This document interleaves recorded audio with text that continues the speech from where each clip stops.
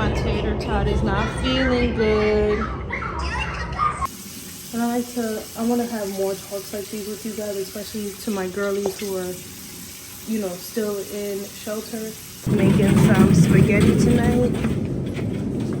Getting some cheap ground beef.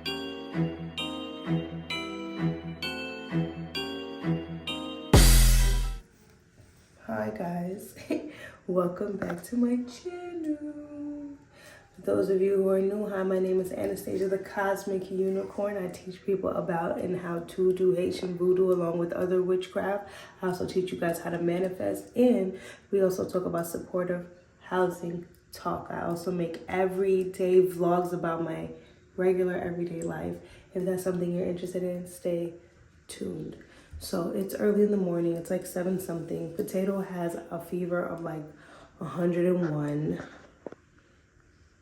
So safe to say she's not going to school today. Nacho's the only one going to school. Tori's having a fit. Like, the morning is just morning. You're a victim. There we go, CSI.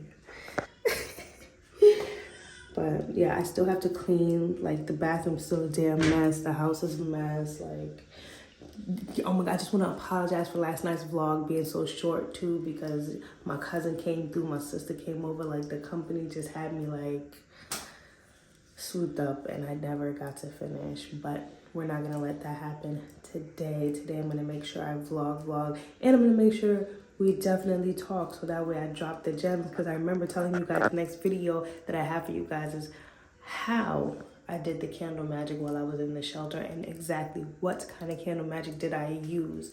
And mind you, this is the same kind of candle magic that you could use to bring in anything good into your life. If you want to consistently be famous, you're going to use these 2 colors. So stay tuned, okay? So right now I'm in mom mode. Gotta get Nacho ready to go downstairs.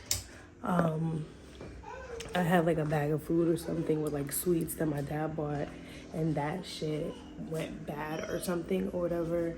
And now we had like a house full of like mosquitoes just crawling. So my fiance had to like take that out. And I like calling her fiance.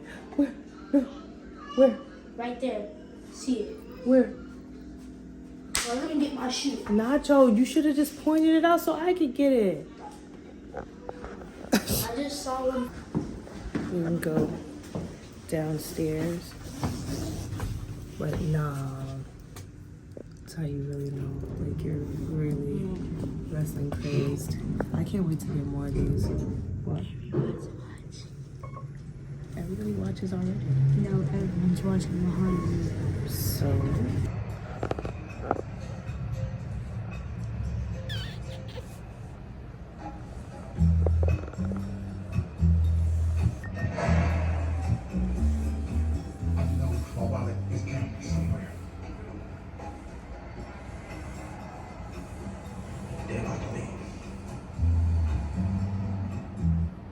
Alright, we're back in the supermarket. I need to get some ground beef. Making some spaghetti tonight. Get some cheap ground beef.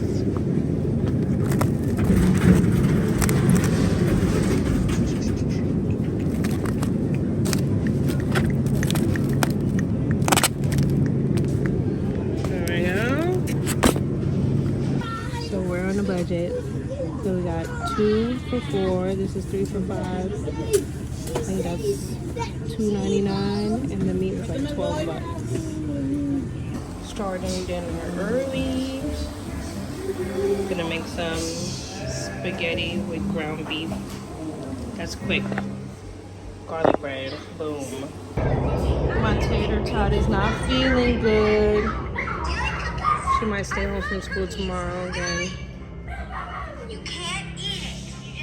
So she's on the couch hanging out. Just gonna let her sit here and chill. Alright, so it's about 8:10. If you guys are wondering why my hair looks this crazy, unlike it looks crazy like this every other time. And I cut the inside of my eye. I can't see it, but I can feel it with my damn finger. I am gonna remove this wig because I'm itching and it feels like it's time for me to wash. I'm trying to watch wrestling and remove my hair at the same time. I was trying to clean and then Tori woke up, so there's that. But, oh my goodness. I'm sitting here and I'm thinking, you know, while I'm removing, we could have like a nice little talk. And I want to have more talks like these with you guys, especially to my girlies who are, you know, still in shelter. Because I know that's where a lot of most of you are coming from my shelter content. And I love to motivate, especially the shelter girlies. Ooh, girl. Hold up. This is why I always cut down or shave down my head because it's annoying. This is what I have in the end, what I'm looking at. Not that bad. But I'll probably just keep chopping off. I know a lot of you girls, I wouldn't be surprised if I'm bald after ripping that out. It's like a pretty decent amount of hair. Whatever though. So a lot of you girlies are here for my shelter content and I love it. I'm here for it. I'm checking the inside of my wig, see what I'm about to wash, if it needs washing. That moment when you take the wig off, sorry guys. The moment when you take the wig off is like that moment. Like if you guys know what I'm talking about, it's the moment. So like I said, I know a lot of you girlies came from my shelter content and it's crazy because when I uploaded earlier, I saw this girl talking about being in the New York City shelter system right now. Oh, sorry, I'm out of focus, trying to brush my hair. So I seen a girl talking about being in the NYC shelter system right now. And I'm just like, damn, like, didn't I tell you guys, every time I know I'm supposed to be talking about something, the content just pops up from nowhere. I wasn't able to take Potato's temperature, by the way. She fell asleep on the couch. So I figured I'd just leave her there. And it's low-key looking like she's not going to school tomorrow, but I do have to take her to the doctor. Babe gonna have to deal with my little bald-headed ass like this. Because my hair needs time to breathe a little bit. Well, my scalp, not my hair. Scalp needs time to breathe. It's a little bit on fire. It's been underneath that wig for a while. So tonight I'm gonna wash and, you know, oil and all that jazz. But yes, a lot of you girlies are coming from my shelter content. Let me close the door because you guys can hear my wife snoring. So a lot of the times when the kids or wife or anybody is snoring, for those of you who are new to my channel, I'll come and I'll have talks with you guys in the bathroom. This is something I've been doing like since I started to record, like I mentioned in my supportive housing video. Now, shelter, like I was saying. This video I was gonna, you know, go more in depth about candle magic and everything, but since one of the moon phases passed and I really wanted to educate you guys on the moon phase, I just have to figure out if it was the full moon or a full or a waning, and then I'll be able to start my rant. Now, it definitely took a minute. It definitely, like I told you guys, I was in the shelter for like 3 years, and that was my last stint because I jumped into shelter once and I stayed for a couple of months, and then they kept finding me ineligible and I was getting frustrated. So then that's when I started couch hopping. At the time I had only had Nico, so it was really not that big of a deal. But then when I got pregnant again with Potato, I'm like, damn, shit is getting real. My brother was having so much beef with his landlord. It was a crazy time. So after that, I had definitely got into an abusive relationship. And abuse is abuse, guys. It could be mental, physical, emotional. It could be all of that. And it took me a while to realize that I was being emotionally manipulated. And when I see how this man operated with his family, that's what made me figure that out. So that relationship taught me a lot, and I can't even call it a relationship. I'm gonna let you guys know all of that too right now. If somebody has never asked you to be their girlfriend, you just went about and you're their girlfriend, that's not a relationship. You guys aren't in one, you're still single. And it took me to get to this age as a grown woman, about to be 35 years old, to realize that I've never had a real relationship with nobody. not even the person I spent 17 years of my life with. She only asked me to marry her, never asked me to be her girlfriend.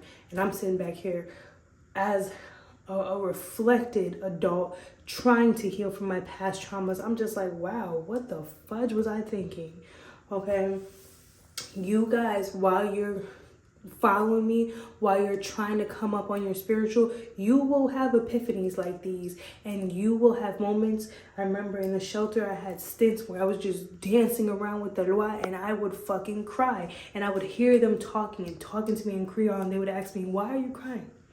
Why are you crying? And I used to just stop right there in the midst of the dance and the drums, and I would just look around like, why am I crying? And I would remember all the past memories, because when you're in shelter, 9 times out of 10, especially if you're a single mother in shelter, you feel so alone, even though you have the children. But then I got into my spiritual. That's why I keep telling you guys, please lean into your spiritual, whether you believe in God, whether you believe in the Loi, whether you believe in anything.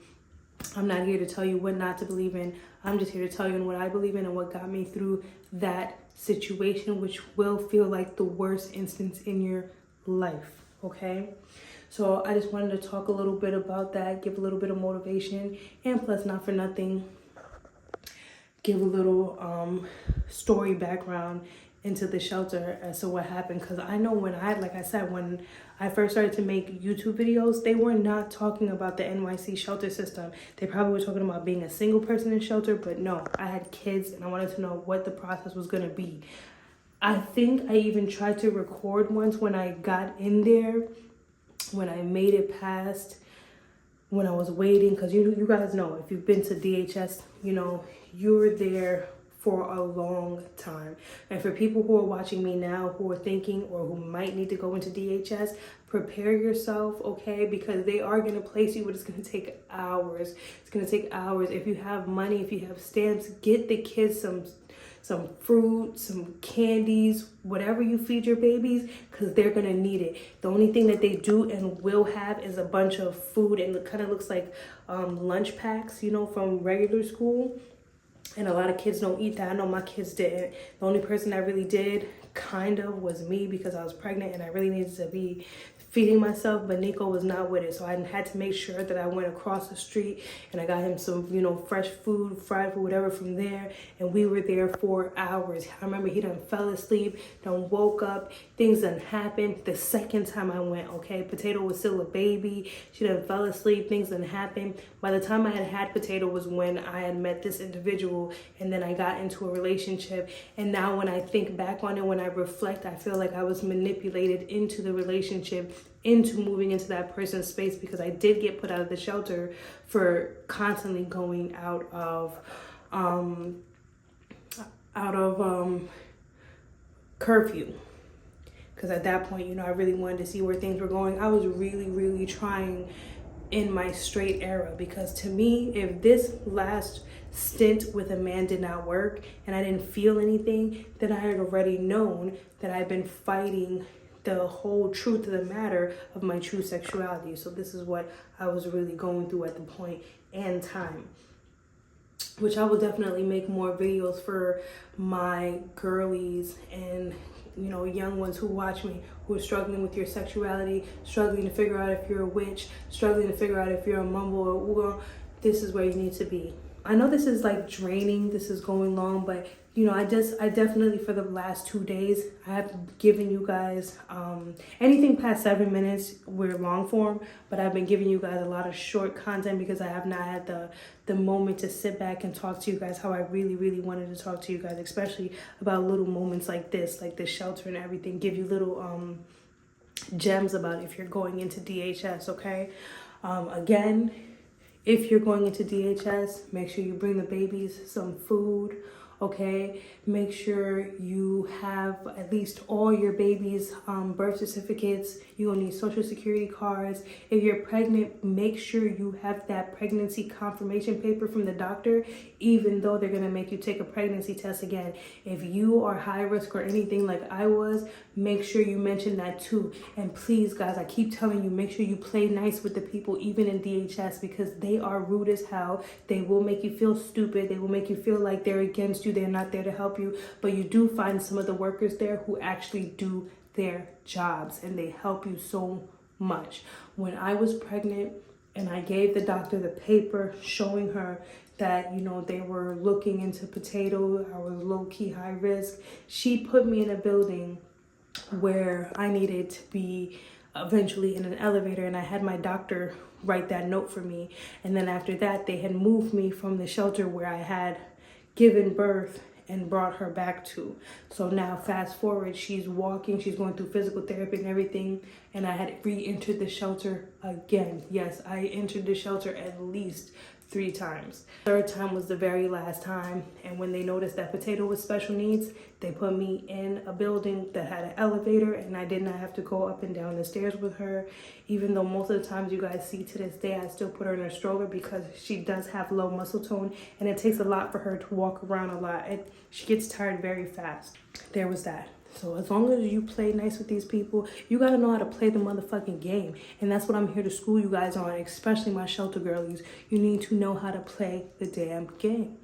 You need help, so it's technically like you're not playing the game. You're just doing what you need to do. But you already have somebody who's been through it, and I'm gonna tell you how you're gonna get through it, okay? Don't feel alone. Never, ever think you're by yourself, because I got you, all right? See you guys in the next one.